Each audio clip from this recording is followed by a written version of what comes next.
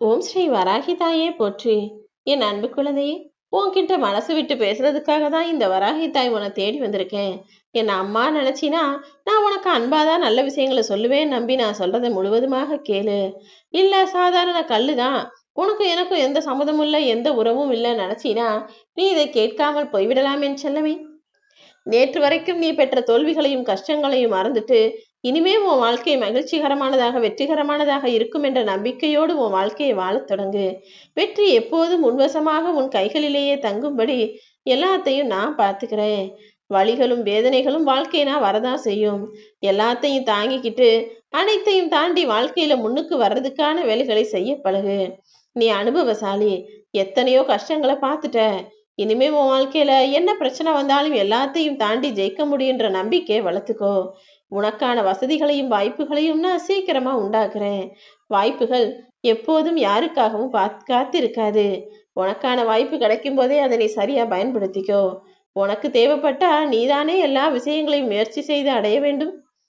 அதை விட்டுட்டு உனக்காக யாராவது வந்து துணைக்கு நிப்பாங்க, உதவி செய்யாங்கன்னு ஒருபோதும் யாரிடமும் எதையும் எதிர்பார்க்காதே. உன்னை நீயே மிகவும் பலவீனமாக இருக்க விடாதே. உனக்கு இன்னொருவரின் தயவு தேவை என ஒருபோதும் நினைக்கவும் வேண்டாம். நீ எல்லாரை காட்டிலும் உயர்ந்த பிள்ளை. உன்னால தனியா எல்லாத்தையும் செஞ்சு சாதிக்க முடியும், சமாளிக்க முடியும்னு தைரியமாக உனக்கான வேலைகளை செய். என்ன எதிர்ப்புகள் வந்தாலும், யார் எதிரியாக மாறினாலும் எதை கண்டும் நீ பின்வாங்க வேண்டாம் என் செல்லமே. உன் வாழ்க்கையில வரக்கூடிய சவால்கள் எல்லாமே உனக்கு வந்த சோதனைகள் கிடையாது. அதுதான் இப்போது நீ வெற்றி பெறுவதற்காக உன் கூடவே துணையா உனக்கான பாதையை காட்டப் போகுது. நீ உன் வாழ்க்கையில எல்லா சவால்களையும் தாண்டி இப்போது ஜெயிக்க போகிறாய். உனக்கு வந்த அவமானங்களுக்காக நீ ஒருபோதும் வருந்த வேண்டாம்.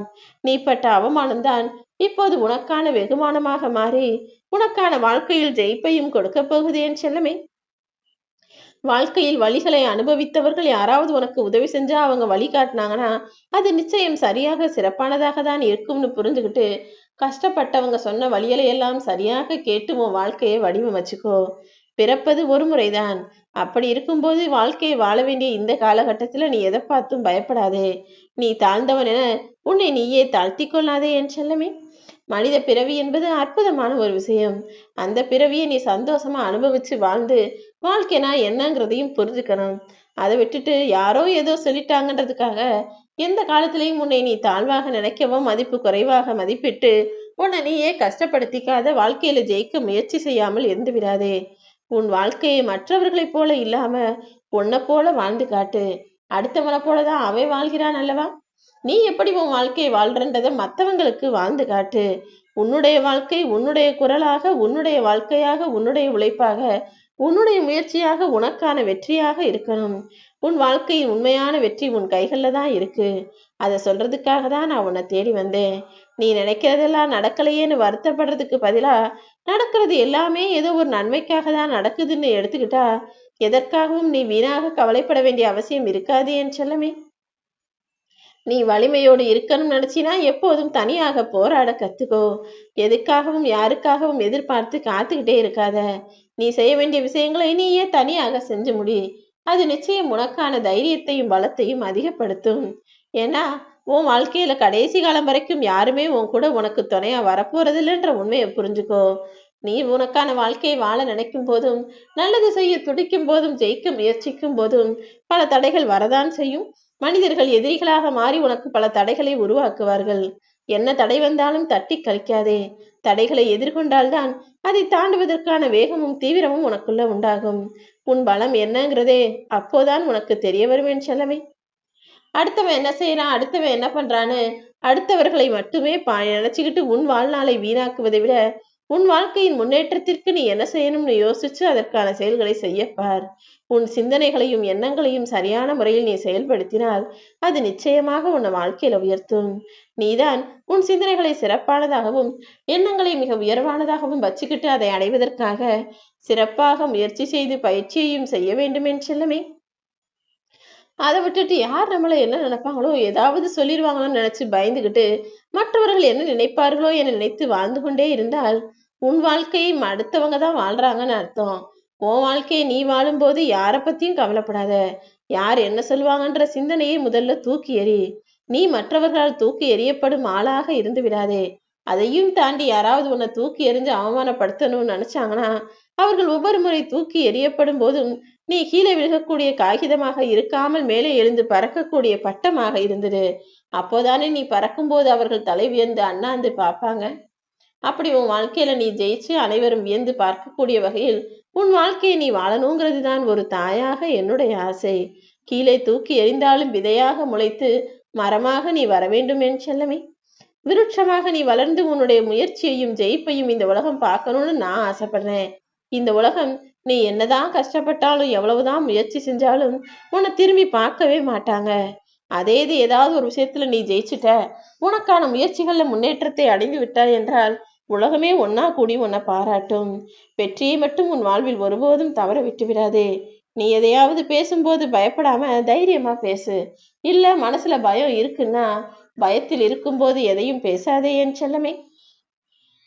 ஏன்னா உன்னுடைய பயமோ கவலையோ ஒருபோதும் அடுத்தவங்களுக்கு தெரியக்கூடாது.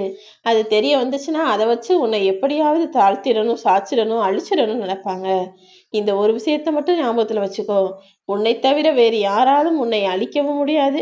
அதே நேரத்துல உன்னை தவிர வேறு யாராலும் உனக்கு தைரியத்தை கொடுக்கவும் முடியாது. நீதான் எப்போதும் உனக்குள்ள தைரியம் சொல்லிக்கிட்டும் உன் வாழ்க்கையில ஜெயிப்பதற்கான முயற்சிகளையும் செஞ்சுக்கிட்டும் இருக்கணும். யார் என்ன சொன்னாலும் எதையும் நினைச்சு காயப்படாம, எதை நினைச்சும் கஷ்டப்படாம எல்லாத்தையும் தாண்டி போய்கிட்டு கடந்து போக தயாரான ஆளாக இரு. எல்லாவற்றையும் கடந்து போக கற்றுக்கொண்டாலே உன் வாழ்க்கை நிம்மதியாக இருக்கும்.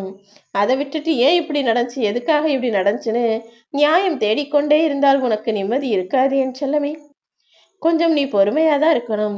ஏன்னா எப்பவுமே பல நேரங்கள்ல மனிதர்களுடைய வாழ்க்கையில மிக சிறந்த விஷயங்களை அடைவதற்கு முன்பாக, பல சிறப்பான நல்ல விஷயம் நடப்பதற்கு முன்பாக சில மோசமான விஷயங்களும் கஷ்டமான விஷயங்களும் நடந்தே தீரும்.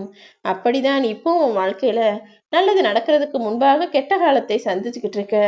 சீக்கிரமே உன்னுடைய உழைப்பும் முயற்சியும் உனக்கான மரியாதையை உனக்கு கொடுக்கும். உழைப்பதை மட்டும் ஒருபோதும் நிறுத்திவிடாதே என் தங்கமே.